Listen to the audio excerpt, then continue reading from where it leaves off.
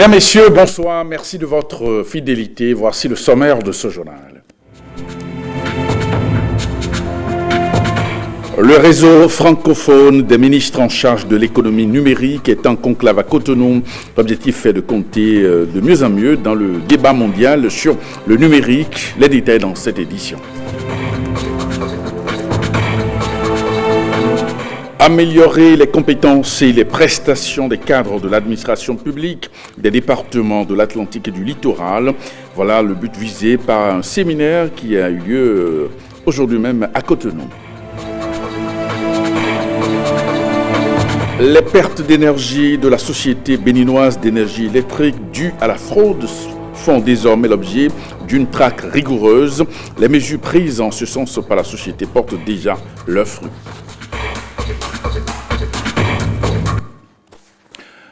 Merci et bienvenue à cette édition. Le nouvel ambassadeur de la Suisse au Bénin a présenté les copies figurées de ses lettres de créance ce vendredi au ministre des Affaires étrangères, une étape protocolaire avant celle de la Marina avec le chef de l'État.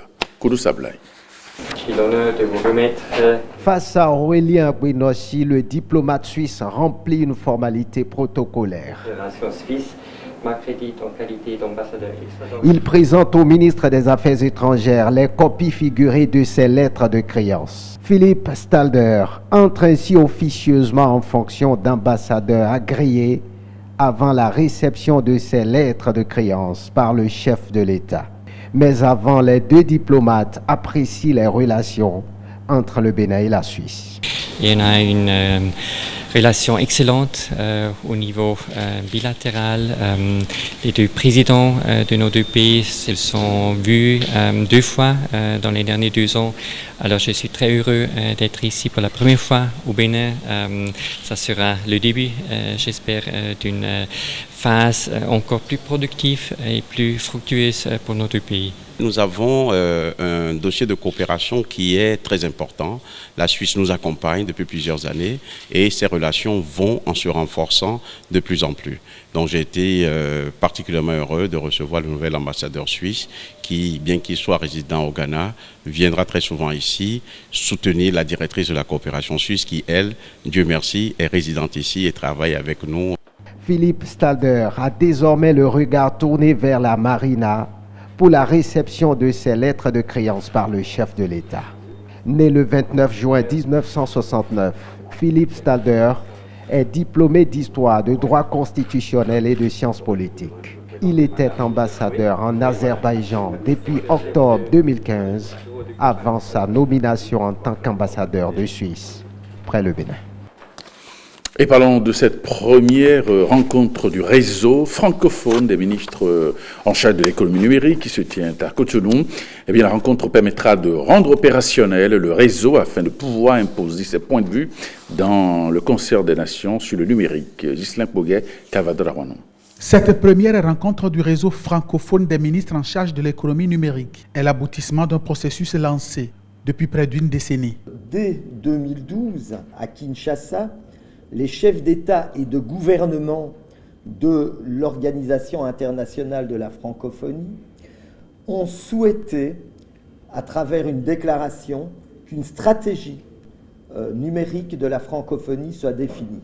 L'élément qui est venu s'ajouter à cette stratégie à l'initiative du Bénin, c'est-à-dire la création du réseau des ministres francophones de l'économie numérique, est essentiel. Au 17e sommet de la francophonie à Erevan, en Arménie, les 11 et 12 octobre 2018, le Bénin a été désigné pour abriter le siège du secrétariat permanent et assurer la présidence du réseau francophone des ministres de l'économie numérique. L'une des retombées de ce choix porté sur le Bénin est la proposition par le panel de haut niveau des Nations Unies sur la coopération numérique d'organiser au Bénin la réunion de concertation régionale de l'Afrique francophone. Il s'agit pour la francophonie de peser dans le débat international sur les questions du numérique, forte de ses 54 États membres de plein droit, 88 États, si l'on ajoute les États associés et les observateurs. Le cadre institutionnel que représente notre réseau sera un catalyseur de nos initiatives et un accélérateur pour une réussite collective. À travers l'engagement que nous avons pris de développer notre réseau, nous voulons permettre aux pays de l'espace communautaire francophone d'œuvrer activement ensemble et surtout de peser dans la mise en place des politiques publiques et régulations internationales en matière d'économie numérique. La mobilisation d'expertise, la concertation, l'échange de bonnes pratiques sont autant d'outils que nous aurons à notre service pour aborder ensemble les enjeux et défis actuels tels que les nouveaux usages numériques, les mégadonnées, l'Internet des objets, l'intelligence artificielle, pour ne citer que ces cas-là. À cette première rencontre du réseau francophone des ministres en charge de l'économie numérique, le rapport 2018 de la stratégie du numérique de l'Organisation internationale de la francophonie sera présenté. Il sera également question de la structuration et de la charte du réseau francophone des ministres en charge de l'économie numérique, du plan d'action et des projets phares du réseau. La rencontre de Cotonou est donc une réunion d'opérationnalisation du réseau francophone des ministres en charge de l'économie numérique. Et puis la coopération allemande félicite le gouvernement pour la construction à Abomey-Calavi du data center national. Elle l'a exprimé hier lors d'une visite organisée par l'Agence des services et systèmes de l'information sous la direction du ministère de l'économie numérique et de la communication. Jérôme Hongbo, c'est ça vraiment. Je suis heureuse de vous y accueillir. Je suis heureuse que ce soit l'endroit où je vous témoigne de la reconnaissance du gouvernement béninois et bien évidemment du président de la République, du soutien que nous avons dans le cadre de ce projet. En son deuxième pilier, le programme d'action du gouvernement s'engage dans la transformation structurelle de l'économie avec l'axe stratégique 4 sur la croissance économique. Le secteur transversal du numérique étant placé au cœur, il entend se déployer à travers l'un de ses projets phares, le Smart Gouv. Ainsi, via le PRSCG, programme de renforcement des structures centrales de gouvernance, ce data center national est une réalité. C'est un projet qui a une durée de 3 ans et qui permet en fait d'outiller nos structures de gouvernance, les structures en charge de la gestion financière de notre pays, donc le ministère des Finances, les recettes perception, les recettes des finances et aussi les entités, les structures qui sont en charge de la gouvernance locale, donc les préfectures, les mairies, de les outiller à travers la mise en place d'un réseau national, d'un réseau d'interconnexion également et bien évidemment ce centre de données que nous venons de visiter. Vous savez que nous sommes dans une ère de dématérialisation de notre administration et donc toutes les données, toutes les applications, tous les services numériques qui vont être fournis aux citoyens et aux entreprises, eh bien, le seront à partir d'ici. Nous allons héberger ces données, ces applications, ces sites internet, nous allons tous les héberger ici. Donc ça va servir à cela. L'autre chose à laquelle ça va servir également, c'est de pouvoir donner une haute sécurité justement à ces données, donc que nous puissions les abriter dans un endroit qui répond en termes de sécurité, de continuité de service, de disponibilité aux exigences internationales. Le PRSCG est initié par l'Agence des services et systèmes d'information ASSI et financé à hauteur de 10 millions d'euros par la KfW, la Banque de la coopération allemande, qui félicite le gouvernement pour cette prouesse, une première dans la sous-région. Je félicite en première ligne le gouvernement du Bénin et surtout Madame la ministre pour, disons, soit l'exactitude et aussi la vitesse avec laquelle ce bâtiment a été construit dans un temps record. Et aussi, je tiens beaucoup à féliciter le gouvernement et tous ceux qui sont responsables pour la construction de ce beau bâtiment, pour cette excellente combinaison d'efficacité et d'esthéticisme. Je crois que ça va être un grand pas dans une nouvelle ère de gouvernance et je crois que ça va être aussi une nouvelle ère d'efficacité de gouvernance qui va profiter à toutes les populations. Le projet est vraiment un projet phare du PAG, mais aussi un projet phare pour la coopération allemande, parce que j'ai déjà dit à Madame la ministre, c'est la première fois pour moi de visiter un tel centre dans la sous-région. Fréquemment, je suis aussi au Togo, le Ghana, le Nigeria et l'autre pays de la région, et c'est vraiment un projet très important pour implémenter le programme du gouvernement, le PAG. Bien sûr, c'est en train d'être complété, mais je crois que le progrès est vraiment visible.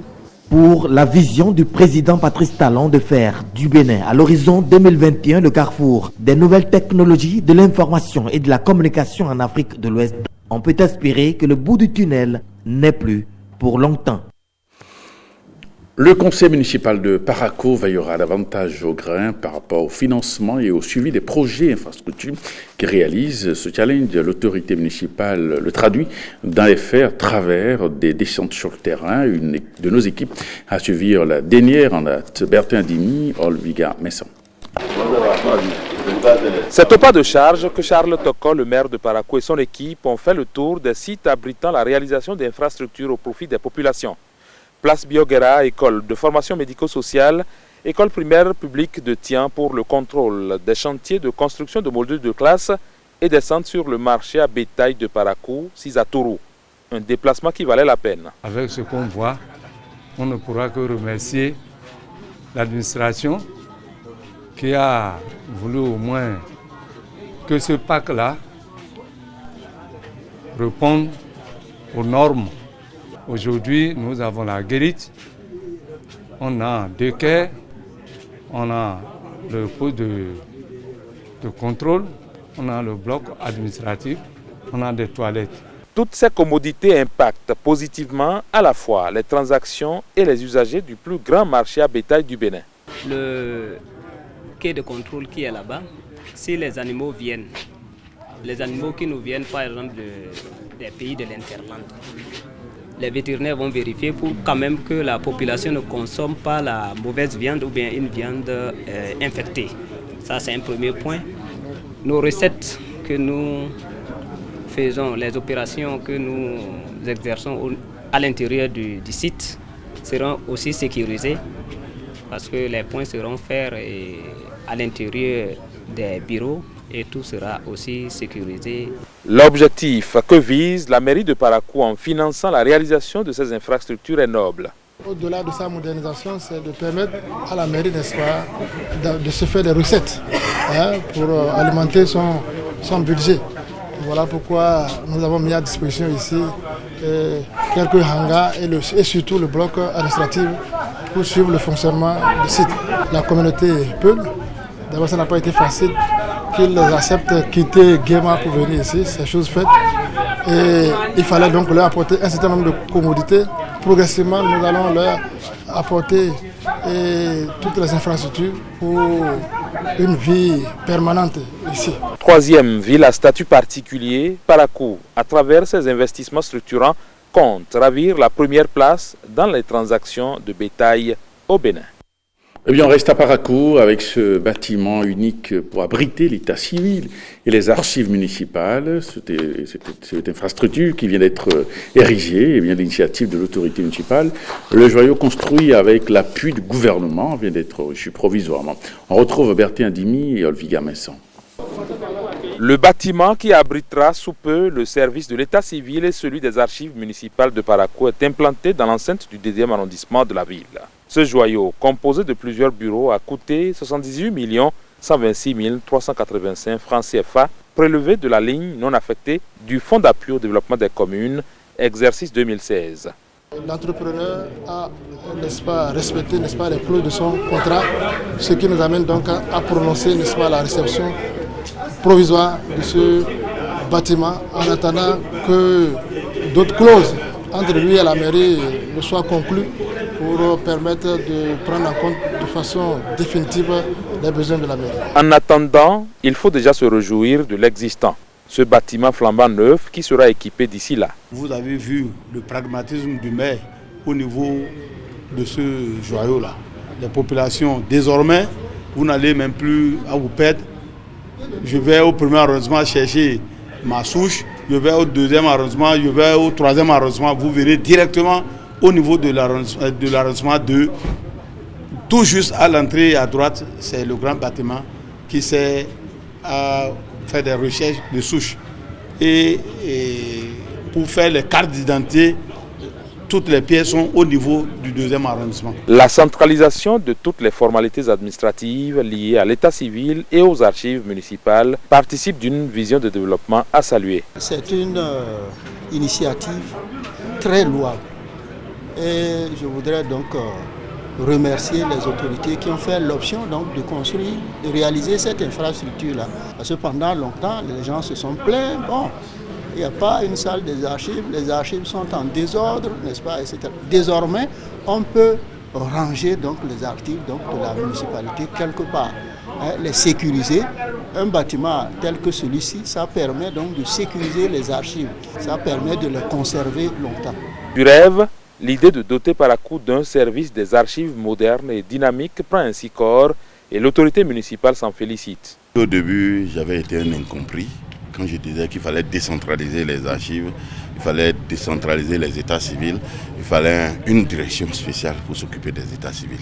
Les gens ne me croyaient pas. Voilà que c'est fait aujourd'hui. Nous avons un bâtiment flambant neuf qu'il faut remercier d'abord le gouvernement du président Patrice Talon, parce que sans les VADEC non affectés, nous n'aurions pas pu faire ce joli bâtiment. Nous lançons un SOS à tous nos partenaires, le FUNIAP, la coopération suisse, la GIZ, pour leur dire le bâtiment c'est beau. Nous avons déjà relevé ce défi. Nous allons aussi relever le défi de numérisation des états civils de la ville de Parakou. Ce challenge dans le viseur, l'autorité municipale et son équipe entendent maintenir davantage le cap. Au plusieurs années au service de l'État, ces fonctionnaires de l'administration béninoise, après des années de sacrifices acharnés au travail, sont enfin gratifiés d'une médaille. La cérémonie de reconnaissance de ces travailleurs a eu lieu cette semaine à Cotonou. Voyons le compte-rendu de Axel Dancy et de Wenceslas Samoïman. Un large sourire, expression de la joie qui anime ces travailleurs du Bénin, ainsi récompensés. Ces hommes et femmes, tous sur leur 31, sont faits chevaliers de l'Ordre national du mérite du Bénin. Ils sont 88 au total, qu'ils soient à la retraite ou encore en fonction, au service de l'État. Après des années de dur labeur, les arbres ont porté leurs fruits. Cette cérémonie est un moment de reconnaissance et de récompense. Une occasion de réaffirmer la gratitude de l'État à l'endroit de ces valeureux citoyens issus des ministères chargés de l'enseignement, de la justice, de la santé, du développement rural, du cadre de vie, de l'énergie et des mines, des affaires étrangères, du développement et de l'économie, de la fonction publique, de la culture, des sports et loisirs, des travaux publics, bref, tous les ministères de l'État sont là représentés. Vous tous, vous avez contribué de manière éminente par votre engagement, sans relâche, chacun dans son domaine, à bâtir le Bénin. Des travailleurs élevés au rang de chevaliers, des échelons gravis, un nouveau départ, tous s'en réjouissent. Au nom du groupe des femmes et des hommes récipiendaires de nos différents ministères de provenance, je profite de cette occasion rêvée pour exprimer nos remerciements les plus sincères et notre appréciation à l'endroit du chef de l'État et de nos ministres de tutelle. C'est vrai que c'est certes un mérite, mais seul on ne peut rien. Nous avons eu des gens dans notre vie qui nous ont accompagnés et ce qui nous a valu cette médaille. Moi, je leur dédie cette médaille. À l'image de Francis Rossou, d'autres hommes des médias se sont vus décerner des médailles en signe de reconnaissance à la nation béninoise. Et puis une équipe d'inspection de la Société béninoise d'énergie électrique est sur le terrain pour inspecter les installations et détecter les éventuelles fraudes de manipulation sur le réseau électrique. Ghislain Poguet. La SBEE en visite chez ses clients. Objectif, détecter des cas de fraude et de vol d'énergie éventuels, sensibiliser la clientèle sur les mesures de prévention et réparer les dommages constatés qui sont liés au dysfonctionnement de certains compteurs électriques. Au cours de sa ronde, l'équipe d'inspection de la SBEE est tombé sur un cas de fraude à Akpakpa-Agbodjedo. Ils sont branchés directement sur le réseau. Donc la consommation est illimitée sur les deux phases. Ils peuvent consommer jusqu'à 1000 kWh par jour. Rien ne peut enregistrer ça. Et j'ai constaté vraiment que c'est une fraude. Et je crois qu'on ne fera plus vraiment pas cadeau. Parce que ce qui se passe, il y a des pertes énormes sur notre réseau. Et ce que je viens de voir ici est vraiment grave. Un autre cas de fraude est découvert toujours à Akpakpa. À notre arrivée, le compteur avait son écran effacé. Le client a toujours l'énergie qui lui permet d'alimenter son usine de fabrique de gaz. Donc toutes les questions qu'on lui a posées, il nous dit qu'il ne maîtrise pas ce qui a été fait. Alors que quand on ouvre, on voit que la languette qui permet de faire fonctionner le compteur en mode fraude a été soigneusement attachée avec un fil de fer. Et le capteur qui est à l'intérieur du compteur ici, on a introduit un élément, un corps étranger pour le maîtriser et avec du super glue, on l'a calé sur une position donnée qui permet de laisser passer le courant sans achat de crédit. Pour ceux qui sont reconnus coupables de fraude, voici ce qui les attend. Lorsqu'on détecte, on arrive à appréhender un fraudeur, la première des choses, c'est d'abord de suspendre l'énergie. Ce qui reste, c'est la voie judiciaire ou enfin la voie de règlement à l'amiable. Parce que la SBE étant une société commerciale, elle offre aussi toujours cette possibilité à sa clientèle. Lorsque nous ne prenons pas dans la voie à l'amiable, celui qui reconnaît en fait le forfait et qui veut s'engager à réparer les dommages, la SBE met alors ce que nous appelons une facture de redressement. Sous facture de redressement, le client doit prendre formellement l'engagement, un engagement écrit, qu'il doit payer alors l'intégralité de cette facture. Alors dès que c'est fait, celui-ci peut se retrouver dans la possibilité de se faire rétablir l'énergie en lui changeant le système de comptage. Le cas de fraude qu'on a détecté le vendredi passé, le monsieur ayant été gardé au commissariat après, même malgré qu'il a accepté par exemple de payer les dommages en fait, qu'il a causés à la SBE, a été conduit devant le procureur. Et le procureur a été quand même sans état d'âme. On lui a infligé les sanctions qu'il faut. Il a payé, il a réglé à plus de 60% la faille de redressement que la SBE lui a établie. Et il est toujours sous le coup de la convocation pour répondre de ses forfaits. L'équipe d'inspection a constaté également des dysfonctionnements qui ne dépendent pas des abonnés. Le premier cas, c'est un compteur qui est conforme qu'on va laisser en exploitation. Le second cas, le compteur a un mauvais état de marche, pas normalement fonctionnel, qu'on va déposer et remplacer. Et je précise que ce n'est pas un cas de fraude. On n'est pas seulement là pour forcément trouver la fraude. Il peut y avoir des anomalies qui mettent le client dans une mauvaise position, au point où le client est lésé. On est là aussi pour réparer ces injustices-là. L'opération continue. Avis donc aux fraudeurs. Un séminaire au profit des cadres de l'administration publique de l'Atlantique et du littoral. Les participants sont réunis autour du thème citoyenneté, management et leadership, responsabilité des membres de la conférence administrative départementale dans le pilotage des réformes pour une administration de développement. La formation d'une semaine est initiée par l'Institut de formation sociale, économique et civique. Malini Tivozo, NSTTGO. Les cadres de l'administration publique des départements et communes de l'Atlantique et du littoral en formation. C'est une initiative de l'Institut de formation sociale, économique et civique, InfoSec, qui vise à moderniser l'administration publique. Cette journée d'éducation citoyenne initiée par l'InfoSec porte sur les responsabilités des membres de la conférence administrative départementale dans le pilotage des réformes pour une administration de développement. L'objectif principal visé est de contribuer à informer et éduquer les citoyens sur les faits et comportements répréhensibles en tant qu'agents de l'État dans un contexte de réforme pour une administration de développement.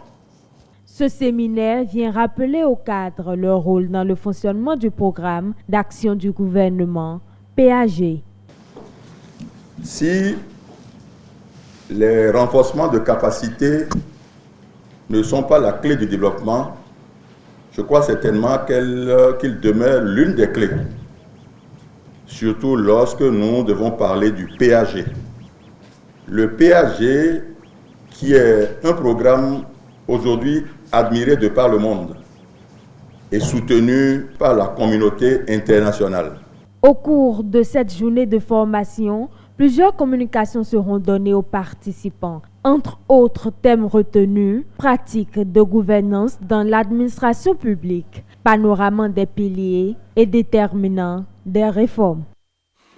Et plus bref, à l'étranger, au Nigeria, une fonctionnaire qui avait assuré qu'un serpent avait avalé $100 000 d'argent public a finalement été inculpée pour détournement de fonds ce vendredi à la suite d'une plainte de l'Agence nationale anticorruption. Et bien sûr, là se referme. Merci pour votre fidélité. À 23h30, Jérôme Moubo pour le JT Soir.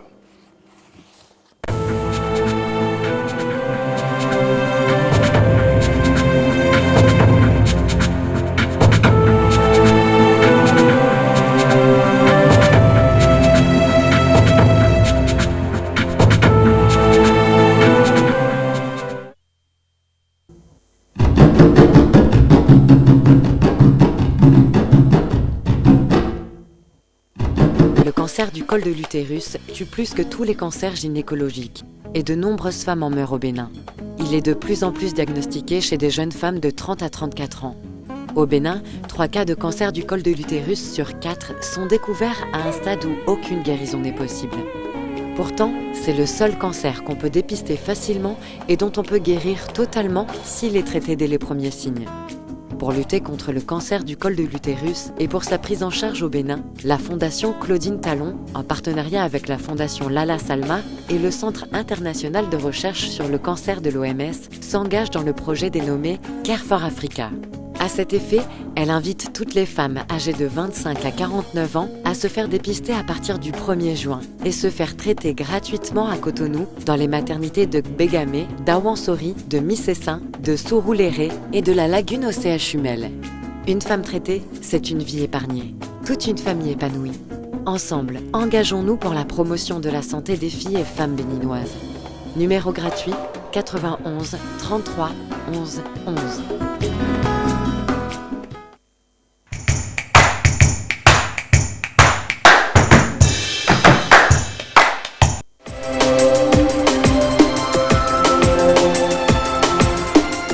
Salut à tous, la langue de Molière avec ses subtilités. Justement, vous n'avez aucune alternative que de rester sur votre petit écran si vous voulez éviter les pièges de la langue française. Alternative. Alternative est pris comme une solution ou une possibilité dans l'entendement commun, bien sûr. Et donc, on entend dire, vous avez 2 alternatives, soit vous partez, soit vous restez. Naturellement, c'est quand quelqu'un vous agace qu'il vous dit ça. Alors, dans ces conditions, il n'y a pas 2 alternatives. C'est une seule alternative dans ce sens. Une alternative, c'est bien sûr l'idée de 2 possibilités ou 2 solutions, souvent contradictoires. Avoir une alternative veut dire tout simplement vous avez plus d'un choix. Étymologiquement, alternative vient de l'adjectif alternatif, du latin alternare, qui veut dire faire tantôt une chose, tantôt l'autre, ou tour à tour, et en français alterner, dérivé bien sûr de alter, qui veut dire autre, ou l'un des 2. Une alternative, c'est une succession de 2 choses ou de 2 états opposés qui reviennent tour à tour, plus ou moins régulièrement. Alors, alterner douleur et joie, par exemple,